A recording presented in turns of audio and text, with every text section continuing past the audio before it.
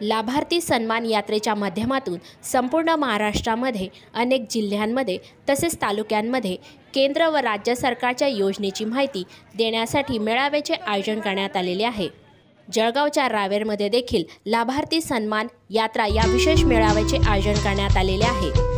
या कार्यक्रमाला नागरिकांचा मोठा प्रतिसाद मिळत असून अनेक नागरिकांनी याची माहिती समजून घेतली।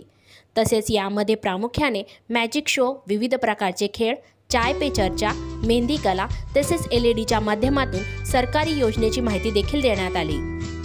महायुती सरकारच्या माध्यमातून शासकीय योजना तळागाळापर्यंत पोहोचण्याची संधी या यात्रेच्या माध्यमातून उपलब्ध करण्यात आली।